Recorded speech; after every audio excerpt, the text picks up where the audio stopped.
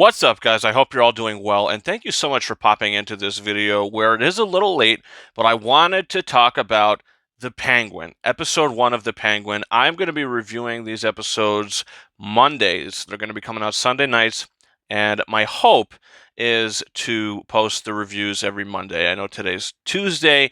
The thing came out this past Thursday night, and I'm a little late to the party. But for the new episodes, Mondays are the plan. This is brought to us from Matt Reeves. It's the series that takes place after the events of the Batman, and now the Penguin, Oswald Cobb, played by Colin Farrell. He's reacting to some events that occurred in the end of that film, and now he is trying to capitalize that to rise to power and be the kingpin of Gotham. When you have rivaling families and gangs and all sorts of stuff going on, he wants to go ahead and get to the top. And it's going to be hard for him to do because in the first episode and the first scene, he makes a decision that is going to change his future. And I can only assume what's going to happen because how he goes about things in this episode and how he goes about, planting seeds and putting things in places and, just using people to his advantage. And he's so good with his mouth and he can really convince people things. Like the writing in this show is terrific. This pilot, this episode 1, is one of the best episode 1s I've ever seen in television. It might just be that I like this more than the first episode of The Last of Us, which I thought was pretty terrific. None of the Marvel shows, maybe Loki, season 1, episode 1, the craftsmanship and the way that it's shot, the way that it's edited, the way that the score is done, I believe by Michael Giacchino's son, everything. The acting. Colin Farrell is doing what Heath Ledger did with the Joker, with his performance for this character. He slips into this. The accent is terrific. I love the lines in this movie. It's just so raw, or it feels like a film, right? I just called it a movie. I mean, how he's talking to the kid and he's like, use your frickin' manners. Or he's just like casually talking to him and he's like, I said I wanted extra pickles. There's only 2 pickles on the sandwich. A normal amount of pickles is 1. I mean, that put me in the mood for a cheeseburger with extra pickles. Emmys, Golden Globes, what have you. Colin Farrell, give him all the awards. I mean, he is... I can't express enough. This is one of the best performances I've ever seen, I think. Honestly, with him in the film and the Batman, he was great, but he wasn't really given the opportunity to shine. He was really supporting in that film.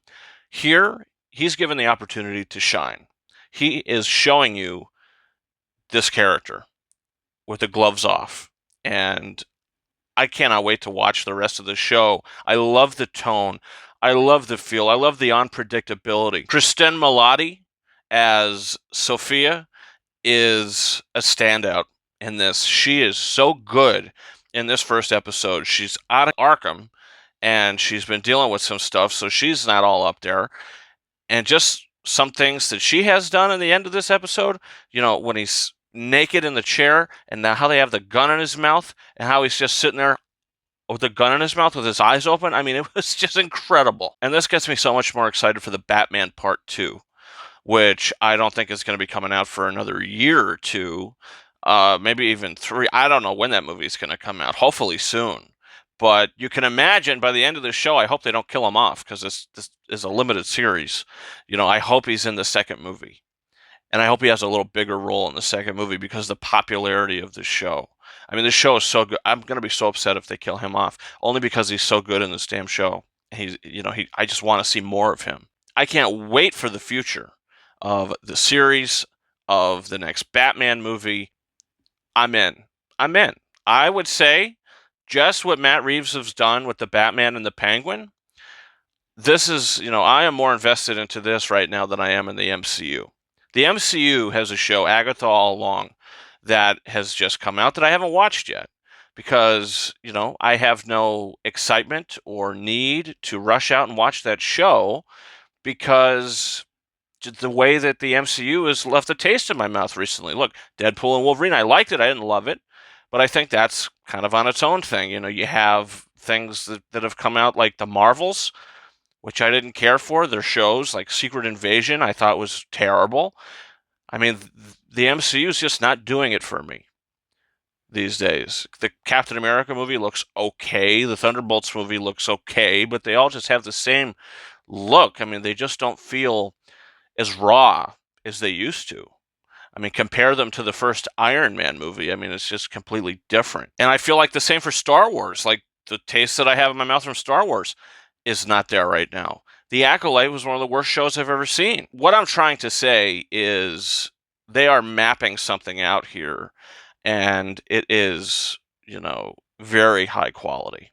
So I freaking love this. And the theme to the show, the penguin, the flightless bird, or whatever the track is that you can find on YouTube, that is just such a chaotic little piece. It feels like something straight out of The Dark Knight that Hans Zimmer would have wrote for the Joker.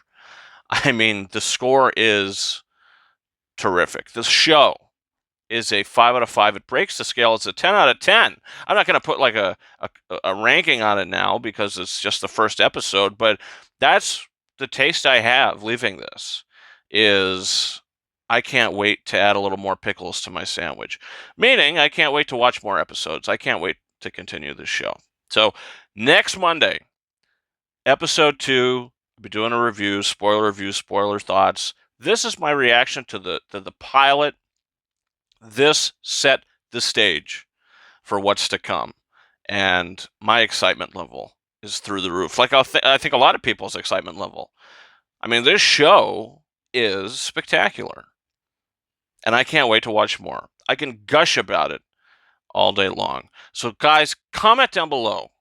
Did you see it? What's your thoughts? I can't wait to continue this. Also, don't forget to hit that subscribe button. We got reviews coming in the future. We've got The Wild Robot, I'll be saying. We got Megalopolis, which is a film that I think I'm going to see. I think I'm going to do a double feature on Thursday.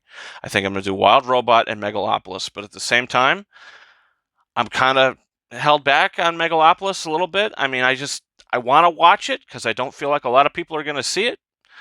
So I'd like to talk about it and give my thoughts on it. So in the end of the day, I might just go to see it. I don't know. We'll see. But as of right now, my plan is to do a double feature Thursday. So reviews Friday. Also, we are less than 2 weeks away from Joker Folie à Deux, which got the new poster back here for my background, which I'm very much looking forward to seeing. The first movie was my favorite movie of 2019. This looks like it's going to be something else. Looks like it's going to be something different. It's evolved. The musical aspects. We'll see how it works for me. I'm a little hesitant. I think, when I see the posters for this movie, I don't see Harley Quinn. I see Lady Gaga. When I think of Harley Quinn, I think like Margot Robbie, who I think was great in that role. Here, I even in the trailers, I see Lady Gaga. I don't see Harley Quinn. Hopefully, the film and her performance in the film can, change that. So that's where I'm at with all that. And guys, don't forget to follow me on Twitter and or X at Ranking72 and Instagram and TikTok at King Arises 131. More on that in the description and links all down below. Hey guys, that's it for me. Thank you so much for watching my review for episode 1 of The Penguin. And until next time, over and out.